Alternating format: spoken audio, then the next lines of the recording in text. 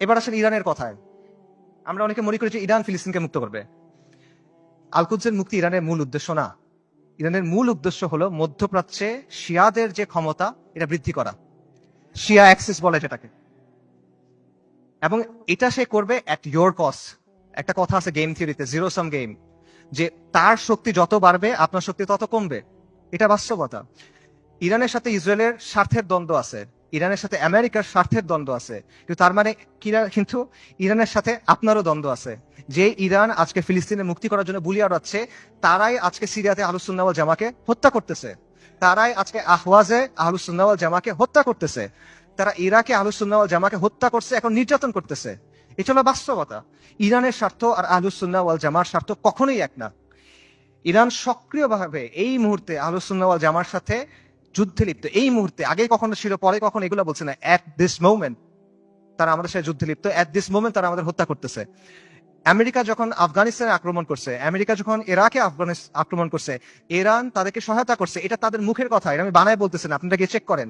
মুহাম্মদ খাতামি ইরানের প্রেসিডেন্ট ছিল 97 থেকে 2005 পর্যন্ত সম্ভবত। তার একটা বক্তব্য আছে যে তালিবানের বিরুদ্ধে আমরা আমেরিকাকে সাহায্য করছি, স্পষ্ট বক্তব্য আছে তাদের, এগুলো লুকোছাপার কিছু না। এবং সবচেয়ে বড় যে বিষয়টা ইরানের ব্যাপারে সতর্ক হওয়ার সবচেয়ে বড় কারণ হলো যে তাদের সাথে আমাদের আকীদার দ্বন্দ্ব আছে, তাওহীদের ব্যাপারে দ্বন্দ্ব আছে। তারা আল্লাহর উলুহিয়াত, আল্লাহর রুবুবিয়াত, আল্লাহর সিফাতের ব্যাপারে শিরক করে। তারা আমাদের মা আয়েশা রাদিয়াল্লাহু তাআলা আনহার ব্যাপারে জঘন্য কথা বলে, যেটা কোনোদিন কিয়ামত পর্যন্ত মানা সম্ভব না আমাদের পক্ষে। তারা সাহাবায়ে কেরাম রাদিয়াল্লাহু তাআলা আনহুম আজমাইনকে তাকফির করে, এটা কোনোদিন পর্যন্ত মানা সম্ভব না। এগুলো কোনো ফুরুই বিষয় না ভাই। এই জিনিস মেনে আপনি কোনো কিছু করতে পারবেন না। আল্লাহ আল কুদসকে এই শিরকের সাথে এই করে আপনি মুক্ত করতে পারবেন না। ইরানকে আপনার দেখতে হবে ক্রুসেডের সময়ে উবাইদি সাম্রাজ্যের মতো করে।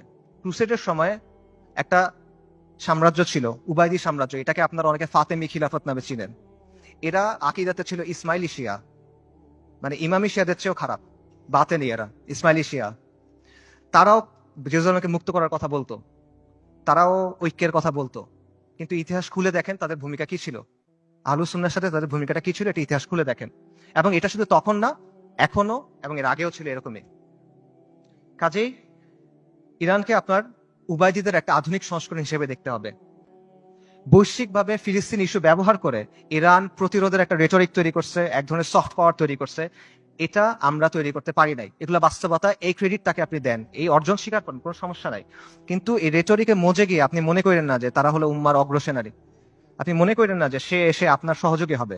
এটা যদি আমরা মনে করি তাহলে এটা ভুল হবে, এবং এই ভুলের মাসুল আমাদের দিতে হবে।